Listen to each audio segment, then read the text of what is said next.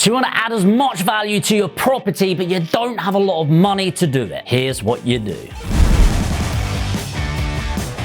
Okay, so we're going to talk about refurbishment of your property, tarting it up to add value right now. But there's some nice, simple tips and tricks that actually get you the outcome without spending the money. So let's start with the kitchen. The kitchen is the focal point of any property. It baffles me when an estate agent or a letting agent does it on like photo number 7, but that's for another day. How do you actually utilize this to make more money, brighten it up, and engage your tenant, engage a buyer? Well, first of all, is a lot of people look at the kitchen and they go, it's a bit old, it's a bit rusty, whatever it is, and take it all out. Now, the issue is replacing a kitchen. You've got the rip out cost, you've got the skip that it's going to take. We're talking about £600 in total there. Then a new kitchen going in with the labor and a decent kitchen that's not breaking the bank. It's going to be about £3.5 grand. If you're in London, more like 35 grand.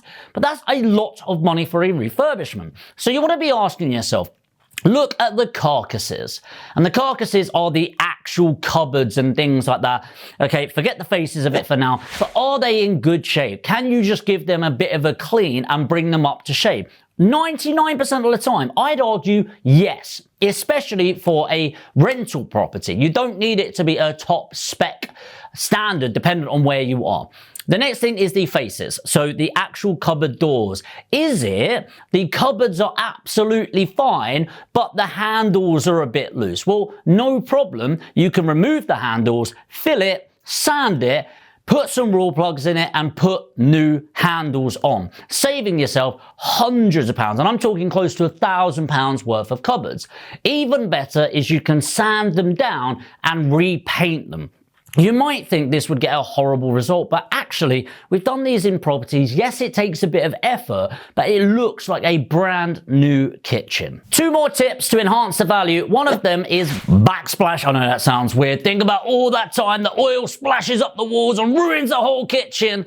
Nice little bit of backsplash, a little bit of tiles. Cheap and effective way to bring it up to scratch, make it look modern and attract the right tenant. Let's go upstairs to the bathroom. That sounded really weird. Scrap that. In a bathroom, a lot of people, again, rip it out, replace it. We're talking another £1,500 to £2,500, but there is one thing in the bathroom that will bring up the spec and make people go, wow, and that is a vanity unit. Now, I know that sounds really weird. A lot of you might not even know. Have a quick Google. I'm talking about the sink with a cupboard underneath with a mirror on top.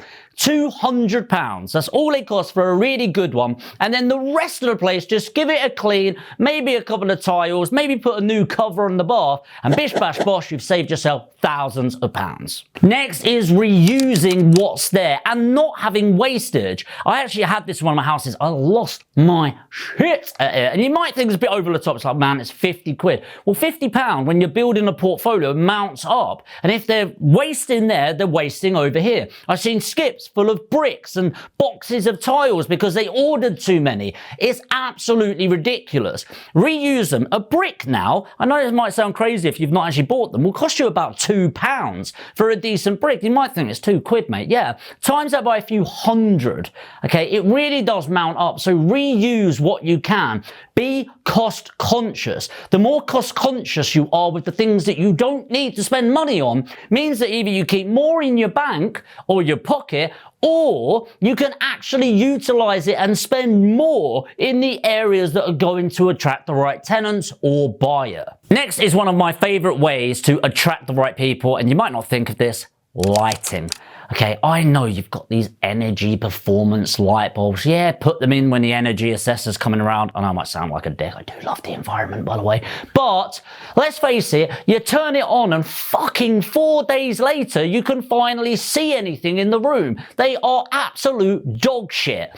Spend a bit of money on great light bulbs that brighten the room. A bright room is a bigger room. A dull room is a small, claustrophobic space that you want to get the fuck out of as soon as possible. Spend a bit of money on your light bulbs, you will have that bright feeling. Kind of like when you go out in the morning, it's pitch black, you feel shit. You go out and it's bright and sunny, suddenly you feel happier, more energetic, passionate, and you can generate that in your house. And finally, I know this is actually spending a bit more money, but have a long-term focus. So have a really good look around the property. And a lot of landlords and investors do this. Well, they'll be like, oh, there's a couple of loose tiles on the roof. That'll be fine. I guess there is a little bit of a leak there, but honestly, don't worry about it. With things like that, spend the money up front and benefit for the long term. The amount of times I've seen people leave those loose tiles and that leak becomes what, a £200 job to fix it,